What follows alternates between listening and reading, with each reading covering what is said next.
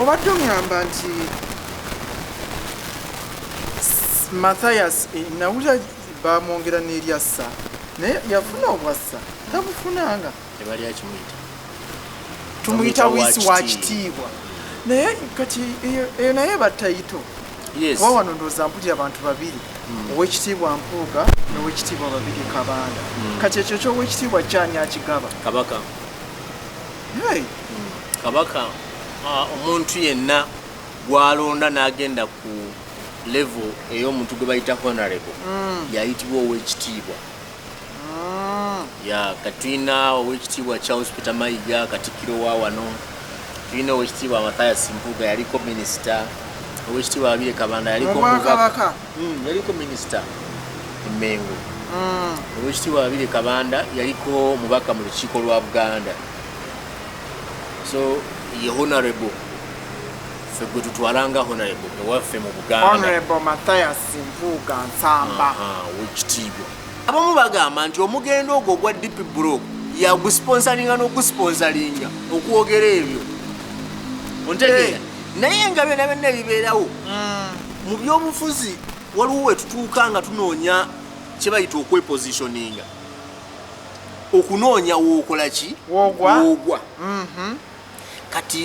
kati ow'ekitiibwa talina waagwa kyagezaako okukola yalibadde alina waagwa naye ekibiina gyakolera kimugobaganya ssaawa zino ate ng'alina kyeyavaamu bulungi ontegeera kino yakivaamu ekya DP kati ali mu bbanga awo naye ndowooza ajula kusuulawo kaadi singa kisoboka ali mu kutendewalirwa kubanga bamunyigiriza ekimala naye ng'ate n'abalala bo be bagamba mbu ababalyamu olukwe weebali bakazibwe Bashiru weebali naye ono lwaki bamunyigiriza nnyo sikitegeera gwe tokiraba bakazibwe Bashiru baziira bali ludda wabbo nga temuboogera bamusimbyeko omusoga waiswa mufumbiro bannange omusajja mumuli bubi waiswa mufumbiro ewaabwe ebusoga yabulwayo we yeesimba kati bagala bamulete wano ekawempe balonzo manya baali oba mitwalo ebiri eyawangula yafuna mutwalo ye yasobola kufunako 1000 ate waavaawo ng'ajja avuma ow'ekitiibwa Mpuuga takoma okwo ng'akugamba n'okugamba nti abaawangula bonna bali ku masannyalaze ga Kyagulanyi kali oba ye tebaamu oba ye baamuwa musubbaawo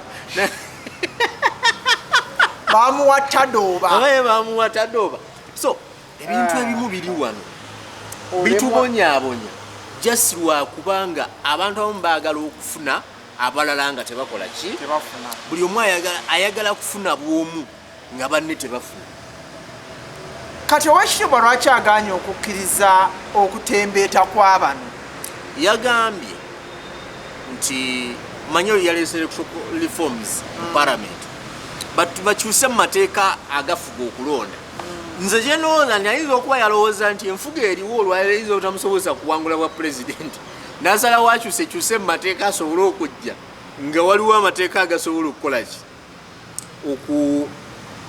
okumusobozesa okwesimbawo n'akola ki n'awangula kubanga munongoosereza mulimu manye e Kenya balinawo gwe bayita deputy president kati bo tebalonda vice president in fact noza ne America tebalonda vice president kakati gwe eyeesimbye okuba president olonda deputy wo n'omuleeta n'omalaga abantu kati munoonya akalulu nga buli omu anoonya ng'abantu balina okulonda president ne deputy omanye enjawulo eri wakati wa deputy ne vice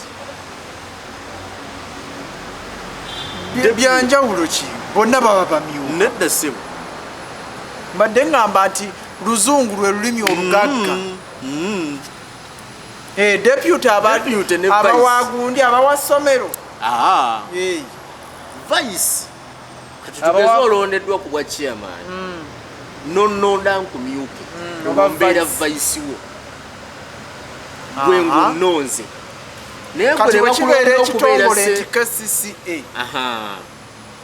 ndi president nga yalonda ED executive director nga president yalonda ED n'alonda omumyuka we oyo tumuyita vice kyokka ate president yalonze ono ED bw'abanga era yalonda omumyuka mumyuka oyo abeera deputy. Kitegeeza deputy kye obuyinza obujja wa appointing authority bwe baba balonzi be bakuwa obuyinza naawe deputy bw'obeera vice mukama wo chairman yalondeddwa yakuwa obumyuka. Ntegedde kati awe wali enjawulo. Kati ye mwami Mpuuga ayagala eggwanga lyerondere nga deputy president nga tetulonda vice. Si president kwerondera vice. Wabula tulonda kwagamba powers of presidency zikendere koko zidde mu bantu. Abantu babeere nga beeronderani vice. Kakati ndowooza yalowooza uyina appointing authority y'amaanyi. Ate etteeka singa liba kyeryogedde kiba kijja kukola. President n'alonda ono n'alonda ono n'alonda ono. Kikuba nti gwe takulonda. Tekinnuma naye. Okyogeza nnaku. Annonde ku ki? Naye baaba. Ayinza okulonda ku muwabuzi we ku byamawulire. Nange nembeera nga Kenzo. Ate kakati obukadde buna ne babukusasula baba tebukuyamba. Wadde obukadde buna kuwadde ofiisi akuwereddeko emmotoka n'omusirikale tebikuyamba. Nobwo obulamu nga siweetaaga. Ani tonnabufuna. Obwetaaga lwakuba tonnabufuna. Kakati kankubuulire ekigambo kino. Wano tewali atayagala. Jesse aba tannakifuna. Gwe togamba nti nno bano gye be balonda aba assistant RDCs waliwo atayagala kubeera. Buli omu ayagala okubeera kubanga alabawo akasente awo $80,000. Just like that. Bazikuwadde osalawo ogenda mu field n'oyogera by'oyogedde n'oddukayo n'ojja ne bakusasula. Tewali atayagala. Era nalaba abantu bannyo nga bakritisayizinga Kenzo nti bamuwadde obwa presidential advisor. Tewali atabwagala. Bonna babwagala. N'oyo omukulembeze w'ekiwayi ekimu ekyeyeeye.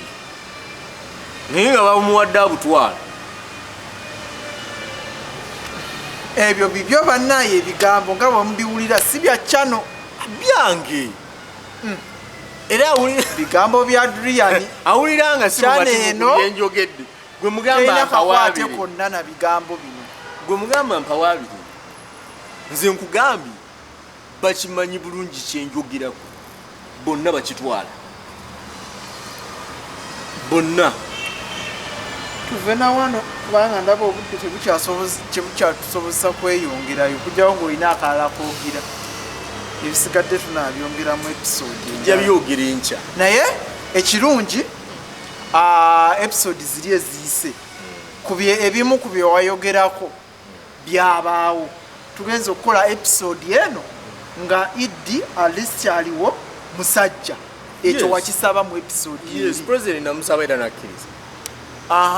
Kyekirala kyewayogerako awo bwe tukoledde episode eno nga nyingi simanyi babagobe badde bazinoonya. Genda ku Fiki Media kebera ensonga ezo zonna emukwemu. Abantu bali abasatu bakulu nnyo. Abantu baffe baagala bintu bya kisiru. Naye kale babanoonye bajja balaba. Tetulina buzibu. Muli ku Gloria Bugi. Gwe muliko. Asinze abalaba gibaliko. Naye kati Tamale naye bannaye Gloria ngazikidde mu mulundi mukimanyi nti ensi yonna kati eri ku Tamale emirundi junior. Niyo Gloria yakola ki? Ekyenjawulo kye batakolangako mu industry yakola. Byonna tubiraze.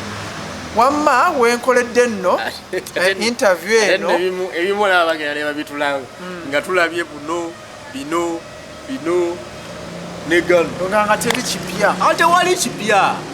Yasirwa kuba nti gwe kino kyasukkamu. Tewali kipya. Byonna abantu babirina.